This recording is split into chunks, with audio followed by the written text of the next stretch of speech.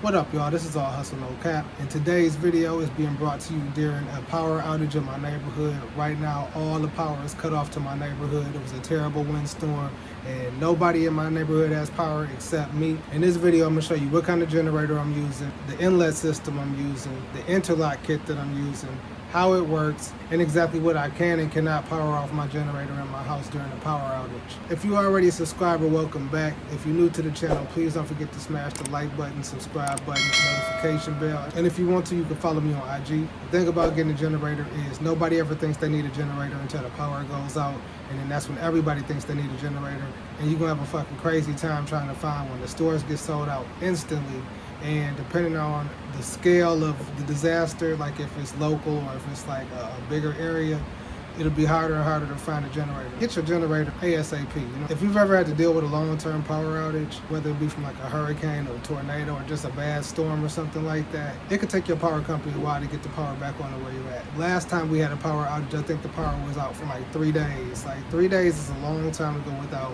electricity.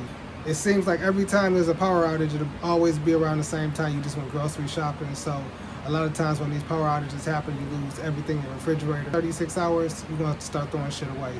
All right, y'all. Everything y'all see in this video I got from Amazon. I'll put links in the description below to where you can find them. But the first thing I got is this Champion generator, 3,500 watts. And you see the green cable. That is a 3-prong, 50-foot, 30-amp generator cord.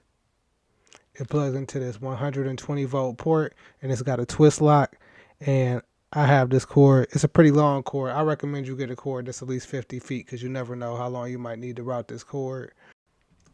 And this is the actual inlet that we got that the cord is plugged into. This is a 30 amp inlet system. It supports the 30 amp cord, and it's got a twist lock. It's called an inlet instead of an outlet because outlets give out power and inlets let power in. The thing I like about this particular inlet is it's got this little green light that glows on the top, so it lets you know when it's getting power to the house. Whenever you see this green light flashing like that, you know that you're getting power in. This is my basement, and this is what we got going on right here. So if you look right here, I got the inlet, which is a 30 amp breaker right here at the top, and then my main breaker is right here.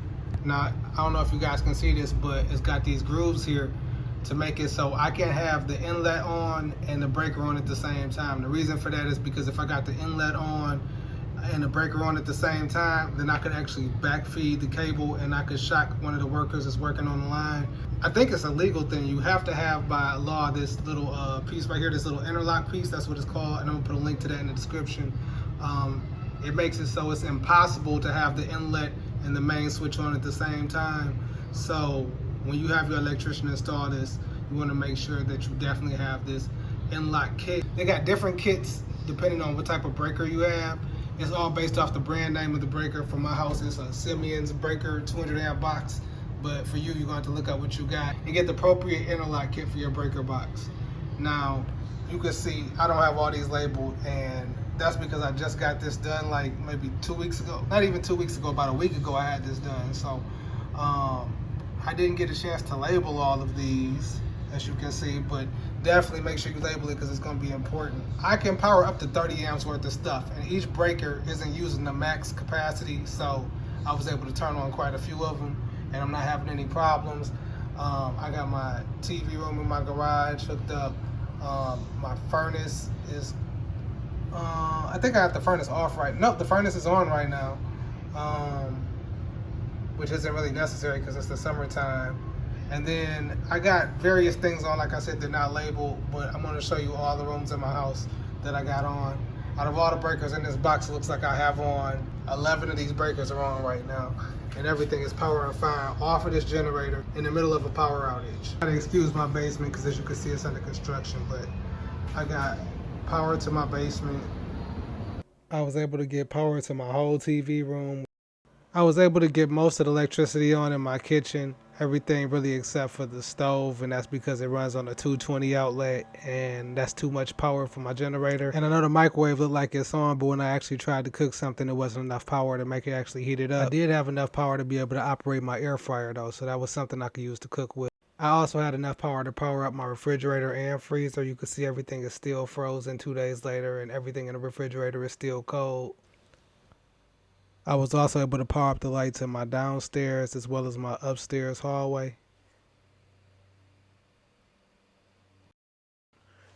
And most importantly for me, I was able to power up my iMac as well as the modem so I could have regular internet during this whole power outage. Y'all, so if you don't take nothing else from this video, just remember, if you stay ready, you don't have to get ready. Get you a generator early. Don't wait until something happens or there's a disaster, because I promise you, you'll be stuck, and then it's not a good feeling.